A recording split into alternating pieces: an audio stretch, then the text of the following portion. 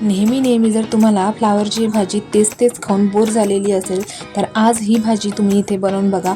खूप छान टेस्टी आणि हेल्दीसुद्धा आहे आणि बनवण्याची पद्धतसुद्धा इथे सोपी आहे. तर इथे मी काहीतरी वेगळं ट्राय करून बघितलेलं आहे आणि ते पण ही भाजी मी फ्लावरपासून बनवलेली आहे. एकदा जर का तुम्ही ही रेसिपी बनवलात ना तर सारखी बनवतच राहाल आणि खातच राहाल.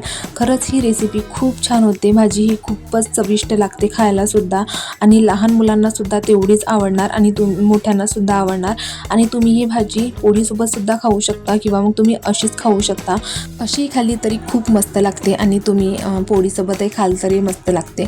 तर एकदा ही रेसिपी तुम्ही नक्की ट्राय करून बघा आणि मला कमेंट करून सुद्धा सांगा. तर तुम्ही सुद्धा ही रेसिपी नक्की ट्राय करून बघा आणि जर व्हिडिओ आवडला तर व्हिडिओला लाईक करा आणि चॅनलला सबस्क्राईब करा जेणेकरून माझे सगळे व्हिडिओ तुमच्यापर्यंत पोहोचतील.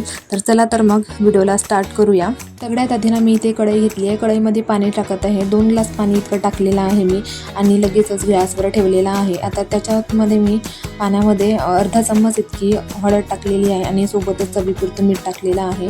थोडंसं मीठ टाकून मी पाण्याला एक वाफ काढून घेणार आहे. पाण्याला वाफ आली की त्यामध्ये आपण ही गोबी टाकूया. तर गोबी तुम्ही बघत असाल मी इथे छान अशी मोठी कापून घेतलेली आहे. तर तुम्ही सुद्धा याच पद्धतीने इथे फ्लावर कापून घ्यायचा आहे. तर आता ना इथे पाणी छान गरम झालेलं होतं. तर पाण्यामध्ये ना छान मी इथे फ्लावर टाकून देत आहे. पूर्ण फ्लावर यामध्ये टाकायची आणि त्याला छान अशी फिरवून घ्यायची म्हणजे जेणेकरून पूर्ण ते फ्लावर आहे पाण्यामध्ये बुडली पाहिजे अशी. म्हणजे हळद टाकल्याने छान कलर पण येतो आणि मीठ टाकल्याने छान चव पण लागते, हिरवट राहत नाही. आता ना इथे पाण्याला मी फ्लावर टाकून छान एक वाफ काढून घेणार आहे.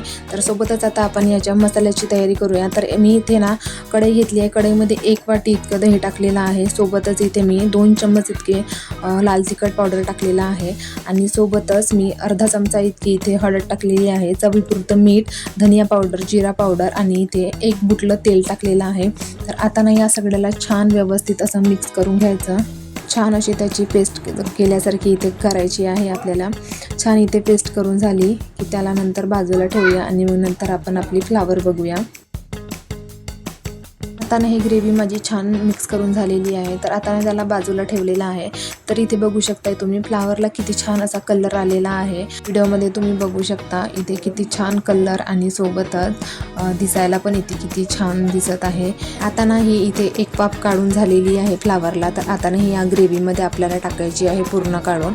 तर एक करून मी या ग्रेव्हीमध्ये पूर्ण फ्लावर जे आहे ते उकळलेली ते यामध्ये मी टाकून देते आणि याला छान व्यवस्थित मिक्स करून 5 मिनिटे याला रेस्ट करायसाठी ठेवते आणि तोपर्यंत मी इथे आपली ग्रेव्ही जी आहे त्याच्यासाठी मी इथे तयारी करते. तर इथे ना आता सगळं माझं टाकून झालेलं आहे. तर याला ना आता छान मिक्स करून घेऊ आणि इथे छान 5 मिनिटे तरी आपल्याला बाजूला करून ठेवून द्यायचं आहे.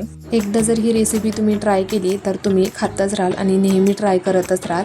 खूप छान लागते ही रेसिपी आणि मी सुद्धा इथे 2-3 वेळा झाले मी ही रेसिपी बनवत आहे. तर चला म्हटलं आज तुमच्यासोबत पण शेअर करावी म्हणून मी इथे तुमच्यासोबत पण शेअर करत आहे. तुम्ही बनवलेली रेसिपी कशी झाली ते मला कमेंट करून सांगा. काय चुका केल्या आणि काय नाही केल्या त्या मी तुम्हाला मग नंतर समजावून सांगणार. हे सगळं माझं मिक्स करून झालं आणि 5 मिनिटे त्याला मी रेस्ट करायला पण ठेवलेलं होतं. तर आता ना इथे मी एक कढई घेतली आहे आणि तेच कढई घेतलेली आहे. आता त्या कढईमध्ये मी इथे 2 बुटले तेल टाकलेलं आहे. आता तेलसुद्धा मी इथे छान तापवून घेतलेलं होतं. तर तेल इथे तापलेलं आणि त्याच्यामध्ये मी थोडीशी इथे चिमूटभर मोहरी टाकलेली आहे आणि सोबतच इथे चिमूटभर थोडंसं जिरं टाकलेलं आहे आणि सोबतच इथे तडक्यासाठी मी लाल मिरचीचा वापर केलेला आहे. तर इथे आता छान माझा तडका तयार झालेला आहे. तर आता ना यामध्ये आपण सगळी ही जे फ्लावर आहे मिक्स केलेली तर ते आपण याच्यामध्ये टाकून देऊया. तर टाकताना थोडं इथे सावकाश टाकायचं.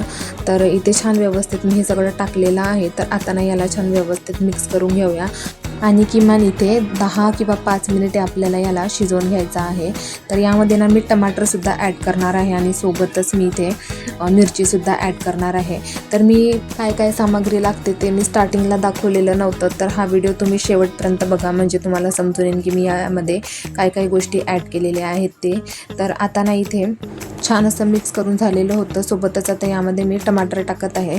टमाटर टाकून झाला की याला छान व्यवस्थित पुन्हा एकदा आपण मिक्स करून घेऊया आणि मग नंतर याला 5 मिनिटे वाफ काढून घेऊ आणि मग नंतर त्यामध्ये आपण हिरवी मिरची टाकूया.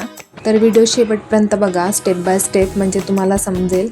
तर मध्ये तसं तर मी इथे अर्धा किलो फ्लावर घेतलेला होता. सोबतच इथे मी दही 1 वाटी दही घेतलेलं होतं. 2 चमचे लाल तिखट आणि चवीपुरतं मीठ, अर्धा चमचा इतकी हळद घेतलेली होती, अर्धा चमचा जिरे पावडर, अर्धा चमचा धनिया पावडर आणि इथे चिमूटभर इतकी काळी मिरी पूड घेतलेली आहे आणि चिमूटभर इथे मी गरम मसाला घेतलेला आहे आणि सोबतच टमाटर, हिरवी मिरची, लाल मिरची आणि जिरा तडक्यासाठी इथे मी जिरा आणि मोहरी वापरलेली आहे. तर या सगळ्या गोष्टी मी यामध्ये ॲड केलेल्या आहे. म्हणजे या भाजीला बनवायला मला एवढी सामग्री लागलेली आहे. तर आता ना इथे मी 5 मिनिटे शिजवून घेतलेलं होतं. तर आता ना इथे आपण मिरचीसुद्धा मी टाकलेली होती. तर छान व्यवस्थित इथे फ्लावरची भाजी शिजलेली होती. तर तुम्ही इथे बघू शकताय किती छान असा कलर आलेला आहे आणि खालून इथे छान तेल पण सोडलेलं आहे भाजी.